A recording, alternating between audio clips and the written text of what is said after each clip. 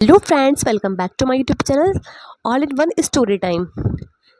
जब मैं छोटी थी, राखी मेरे लिए सिर्फ एक त्योहार नहीं बल्कि दीदी का प्यार लेकर आने वाला दिन होता था।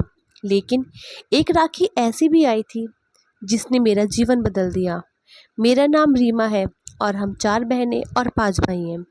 ये कोई कहानी नहीं बल्कि मेरी अपनी ज़िंदगी का सबसे बड़ा सच है, मेरी बड़ी दीदी मधु दीदी का। रक्षाबंधन से कुछ दिन पहले ही लखनऊ, पटना और ग्वालियर से गिफ्ट्स और राखियां आने लगी थीं।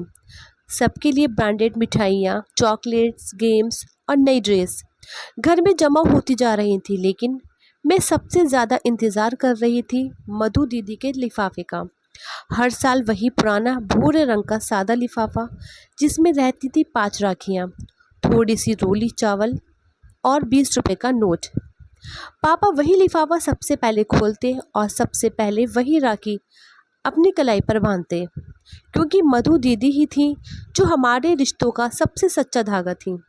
दीदी की शादी मेरठ के पास नवीनपुर गांव में हुई थी, लेकिन शादी के कुछ सालों बाद ही जीजा जी की नौकरी चली गई। फिर उनकी तबीयत भी बिगड़ गई। 2 छोटे बच्चे और रसोई में खाली बर्तन। दीदी दिन भर मेहनत करती, खेतों में मजदूरी करती, बच्चों को ट्यूशन और ख़ुद को भूलकर बस घर की गाड़ी खींचती रहती।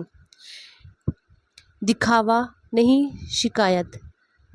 बस हर साल वो राखी का लिफाफा पापा को भी दीदी की राखी का बहुत इंतज़ार रहता था। उस साल जब पापा ने लिफाफा खोला तो उनके चेहरे पर एक चुप्पी सी छा गई। फिर धीरे से बोले, रेखा, इस बार हम राखी वहीं मनाएंगे, नवीनपुर में मधु के साथ। मम्मी चौंक गई। उनका घर तो इतना छोटा है और वह खुद भी तंगी में है। लेकिन पापा का दिल मान चुका था और जब वो ठान ले तो कोई नहीं रोक सकता। राखी के दिन सुबह सुबह हम सब ट्रेन से नवीनपुर पहुँचे। बारिश हो रही थी, रास्ता कीचड़ से भरा था। दीदी मिट्टी के चूल्हे पर रोटियां सेक रही थी। जैसे ही हमें देखा, उनके हाथ से तवा गिरते गिरते बचा। वो चुप थी, सिर्फ देख रही थी। आंखों में आंसू थे और होठों पर हल्की सी मुस्कान। उनके बिखरे बाल, फटी साड़ी और टूटा घर, लेकिन वो नज़ारा इतना अपनापन लिए था कि हमारी आंखें भर आईं।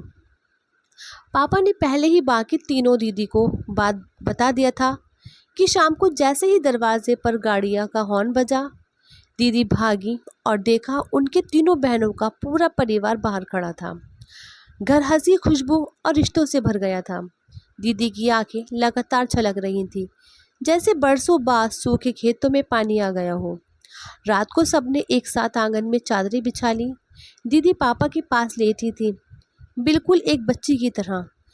धीरे धीरे सब सो गए, लेकिन पापा को अचानक लगा कि दीदी का शरीर ठंडा हो गया है। उन्होंने उठकर देखा, दीदी जा चुकी थी हमेशा के लिए। उनकी आंखें बंद थीं, होठों पर वही हल्की सी मुस्कान। सुबह पूरा गांव इकट्ठा था। दीदी का अंतिम संस्कार उसी आंगन में हुआ जहां उन्होंने बरसों मेहनत की थी। उस दिन के बाद पापा ने दीदी के बच्चों की जिम्मेदारी ली। मैं हर राखी वही पुराना लिफाफा निकाल कर देखती हूँ और सोचती हूँ कि आज के दौर में भी दीदी जैसी लड़कियाँ हैं जो इतना कुछ सहती हैं पर मायके वालों को खबर तक होने नहीं देती। ऐसे दीदी के लिए आप लोग क्या कहना चाहेंगे? कमेंट में ज़रूर बताना और मेरे channel all in one story time को ज़रूर सब्सक्राइब कीजिएगा। तो मिलते हैं नेक्स्ट वीडियो में, तब तक के लिए tata, bye bye and thanks for watching.